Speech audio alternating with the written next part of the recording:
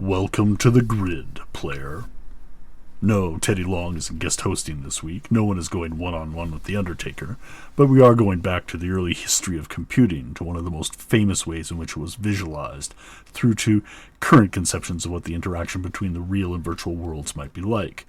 Long before the Matrix, a decade before the Metaverse, at a time when cyberspace was still being formed, audiences were introduced to Tron and its quest to understand what it would be like inside the machine. With the recent release of Tron Ares, let's take a look inside the machine and see what the grid looks like now, on this episode of the Implausipod.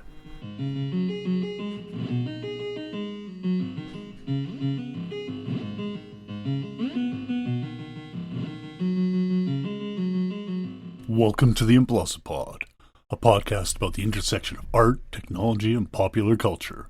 I'm your host, Dr. Implausible. In 1980, video games were rising in popularity, with the Atari VCS selling in the neighborhood of millions per year. And while the stand-up machines in the arcades weren't awful per se, the graphics on the home systems were pretty rough. They didn't have the capacity for allowing full-motion video of animation in any meaningful way.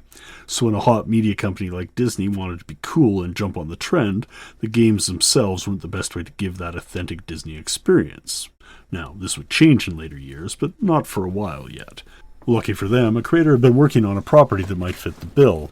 Steven Lisberger had been inspired by the release of Pong in 1972, and in 1976 opened an animation studio to work on various projects.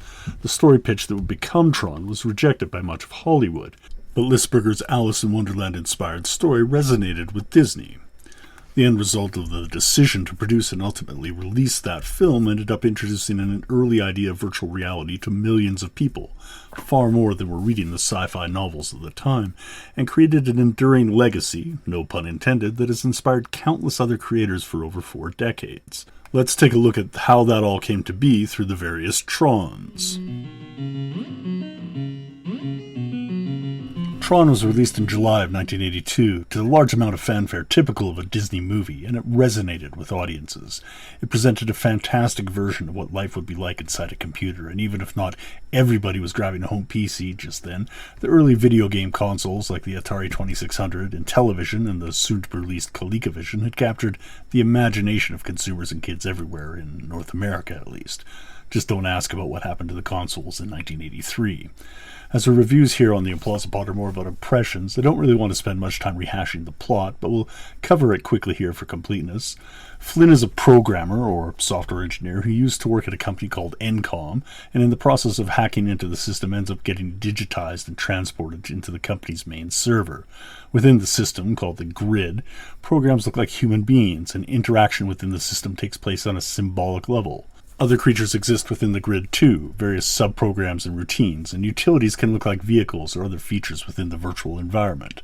Flynn gets conscripted and forced to fight in some gladiatorial contests within the grid and works alongside some fellow conscriptees, one of whom is named Tron. Lucky for Flynn, he designed some of the games that he is forced to play, so he's got a bit of insider knowledge, if not the cheat codes per se. Not that cheat codes were that big of a thing in 1982, but we'd start seeing more of them soon.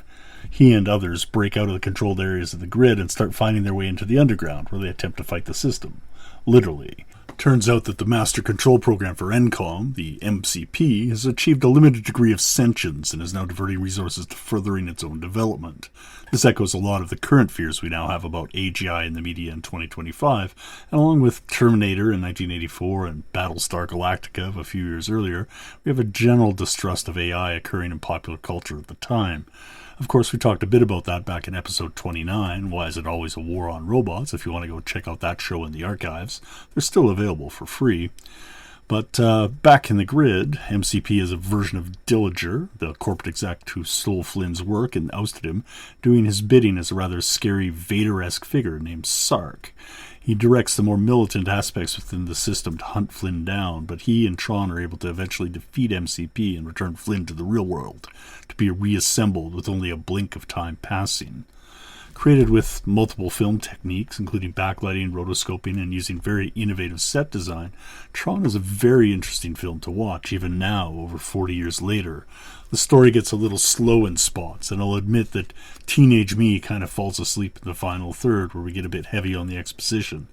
Still, it's an amazing visual trip and continued to influence generations of future creators. Tron ended up making about $50 million on its $17 million budget, a modest hit at the time, despite some common misconceptions now that it was a flop.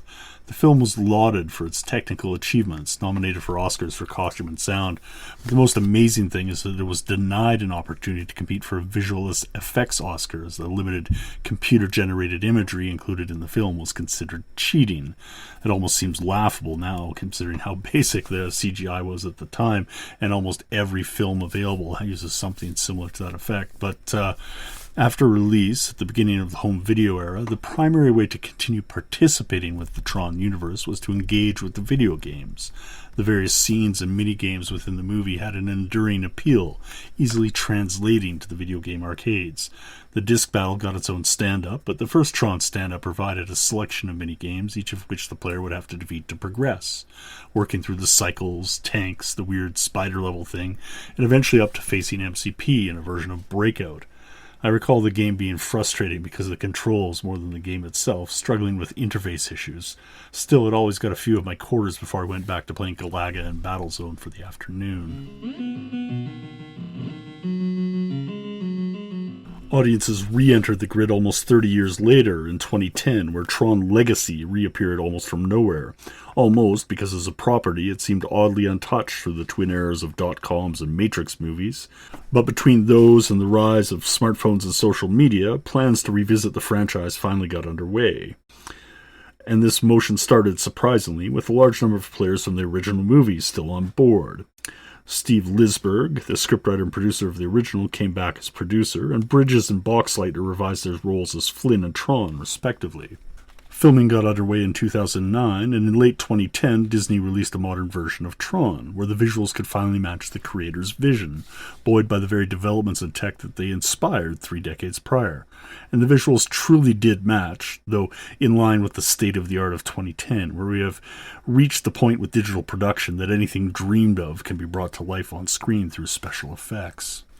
In the story of Tron Legacy, the audience is introduced to Sam Flynn, a young, impetuous daredevil and hacker and heir to the Encom Corporation, occupying a board seat he chafes at. Flynn the younger visits his father's old arcade and finds his body digitized in much the same way his father was decades earlier, and soon needs to compete with the grid and uncover the larger plot going on. The visuals in the movie are amazing, as CGI has massively improved in the intervening decades, so the film didn't need to engage in all the filmic techniques or animation of the original in order to bring the vision to screen. There are some places where the CGI falters, like in the de-aging and face mapping of Jeff Bridges onto Clue, but even here it represents a point in time and graphics capabilities that link it to the first movie. And Clue introduces us to one of the more unique ideas in Tron Legacy, that of a digital double, an autonomous version of oneself within cyberspace, or in this case, the grid. Of course, unlike the digital doubles created by the likes of Facebook and Google for the purposes of more effective marketing and commodification, Clue has an agenda, wanting to destroy the ISOs, the naturally occurring isomorphic algorithm life forms of the grid. He has also brought Flynn the younger to the grid so that he can escape to the real world and continue his quest for domination there. Perhaps it's in the ideas where Tron Legacy falls a bit short, with the war between Clue and the ISOs. These ideas of digital natives, different than the way the term is used for millennials and Gen Z, have been around for a while, showing up in mid-80s cyberpunk and Shadowrun sourcebooks long before they appeared in The Matrix and elsewhere. There's been a long association that creepypasta exists on the fringes of the frontier, and the digital frontier is no different. Tron Legacy is true to the title, repeating many scenes and story beats from the original, albeit in shinier, high-definition forms. From the entry into the grid, to the game arena, to the light cycles and subsequent escape into the frontiers of the grid, to the sail ship escape and recognizer, the story beats hold much in common with the original. In addition to the visuals, though, the music is fantastic, provided by Daft Punk to great effect. I gave the film a rewatch while working on this episode, as I hadn't seen it since its release, and I was kind of left flat while watching it. Not 2D flat, I'm still fully 3D rendered, but, I wasn't as excited by it. I think perhaps that's part of the problem with Tron Legacy. It links to the story of the original, but it looks like any number of other sci-fi films of the early 2010s, and while the iconic elements of Tron still shine through, the action in the grid feels somehow weightless and transitory, much like the sprites themselves. And in 2025, we returned to the grid once more, as Tron Ares was released in early October of that year. With Tron Legacy doing reasonably well in the box office, grossing $409 million on a budget of $170 million, it seemed a little odd that it took 15 years to get another sequel released, but there were production issues which led to a reworking of the franchise, and then external impacts, including both COVID and union-related job action. Tron Ares represents a bit of a shift, as the software corporations of the earlier films are now in full competition to bring the digital realm into the material world, to merge cyberspace and meat space, as it were, and much of the film revolves around this while following some of the story beats of the first two flicks. I recorded some quick thoughts after viewing the film in IMAX, as I was starting to see that the internet film community was telling me it's a bad movie in ways that I clearly don't agree with. So let's talk about what I liked about the film. The graphics were hyper-stylized in a way that felt was an homage to some of the sci-fi of the 70s and 80s, and in that way had a much stronger connection to the original Tron film. A lot of the work in that film used costuming and odd camera angles and set design to imagine the insides of the computer, and this was a return to form. The ladder sequence during Dillinger's hack was wild to me, a conceptual view of cyberspace agents and IC intrusive countermeasures that felt straight out of a cyberpunk novel in the late 80s or 90s. It's hard for me to express how much I love this bit and the style that it had. Similar was the return to the set pieces of the original Tron, which are recognizable and felt, for lack of a better term, low-res, despite being rendered on the IMAX screen along with the rest of the movie. Simpler, fewer things going on in the background, feeling like an early 3D rendered video game. As for the tech, it took me a minute to come around, as I originally thought the constructs bursting out of the familiar black carbon supports was a little goofy, perhaps, but I came to like it, and it definitely had an aesthetic to them. It left a bit to the imagination of what constitutes the objects. Are they holograms or built out of raw carbon and other elements? It was left undefined, and that's okay, really. We are allowed to handwave some stuff in our sci-fi to prevent it from bogging down the story. That being said, I found this approach to addressing the question of digital materiality really interesting. Digital materiality is that point where the virtual crosses over to the real world. If cyberspace happens at the point of connection where a telephone conversation takes place in the wires, then digital materiality is where our 3D construct will cross over into real space, or meat space, or objective reality, or however you want to frame it. Of the characters, Athena was very effective in the film. I really liked her as a character, echoing our fears of current real-world implementations of AI taking a command too far, as she quotes, by any means necessary to disastrous consequences for Dillinger. The character of Ares is an AI gaining emotional intelligence by doing the deep learning on the target of Eve Kim presents a different way. This EQ was what triggered his malfunction, but also pointed towards an avenue for growth for the AIs. Regarding Ares as a construct in the real world, it's interesting as he's clearly, quote-unquote, not human, despite having a human form. He's a construct of whatever underlying form that takes. That doesn't just decompose. We're not given any indication that he is actually modeled after a human, aside from its outward appearances. This provides a nice contrast with the various forms of post-humanity seen in the recent Alien Earth series, for example, where we had synthetics, cyborgs, and hybrids in various shapes and forms. Ares represents an AI embodied within a synthetic body, more akin to the synths of Ash, Bishop, and Kirsch, but with significantly enhanced capability. Ares in the real world is different in this way than the scanned and reassembled Eve Kim, whose reconstituted body theoretically does not have this problem of permanence, though it's interesting to ask why not. But one can follow that her rebuilt body is her being reconstructed cell by cell. It's much like the teletransportation paradox from philosophy, but also from Star Trek, as to whether the original body is destroyed and then rebuilt. Here the movie answers it with a clear yes, though with more intervening time in between. The ending leaves open the possibility for further exploring what it's like for an AI to experience the world materially, in a way that is just hinted at in the postcard sequence from Ares. There's room for some growth here. And finally, I like how they portrayed the uses for 3D printing technology with the permanence code enabled, combating climate change, medical advancements, etc. A really hopeful version of the future, and less dystopian than similar films like The Matrix and Terminator. And overall, I enjoyed the film. There was no prior knowledge of the franchise that was really necessary, and it seems odd that the most fantastic thing in a movie about AI, virtual reality, and transhumanism is that one can get across Vancouver in under 29 minutes. That's just the films, though. There's more out there, more transmedia that fills in the storyline, including other video games and animated series and appearances and references in other pop culture, but we're only digging into the films here.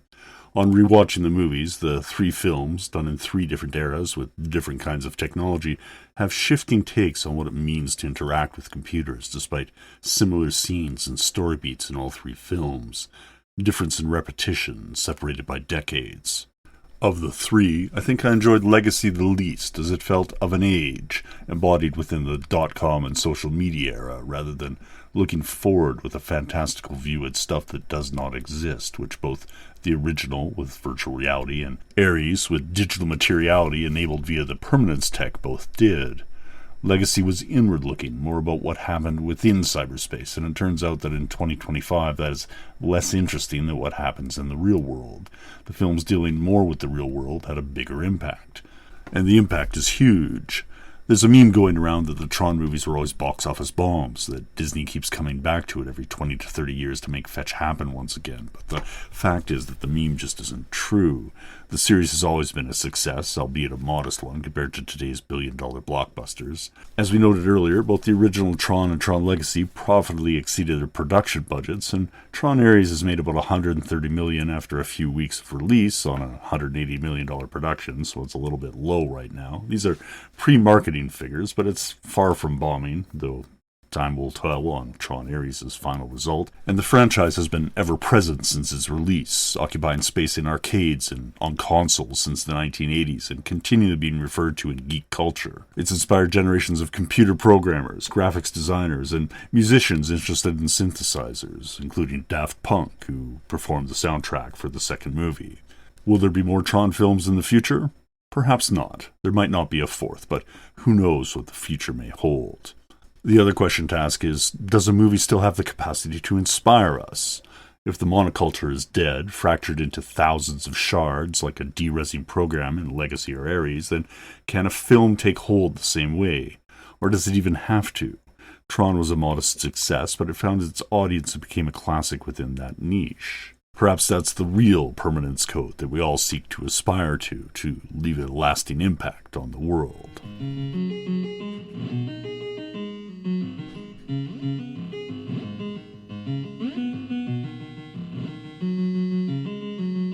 Once again, thank you for joining us on the Implausipod. I'm your host, Dr. Implausible. You can reach me at drimplausible at implausipod.com, and you can also find the show archives and transcripts of all our previous shows at implausipod.com as well. I'm responsible for all elements of the show, including research, writing, mixing, mastering, and music, and the show is licensed under a Creative Commons 4.0 share-alike license. You may have also noted that there was no advertising during the program, and there's no cost associated with the show. But it does grow from word of mouth of the community, so if you enjoy the show, please share it with a friend or two and pass it along.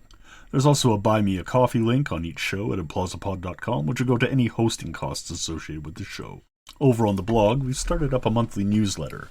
There will likely be some overlap with future podcast episodes, and newsletter subscribers can get a hint of what's to come ahead of time, so consider signing up, and I'll leave a link in the show notes. We hope to be back with you with another episode soon. Until next time, take care and have fun.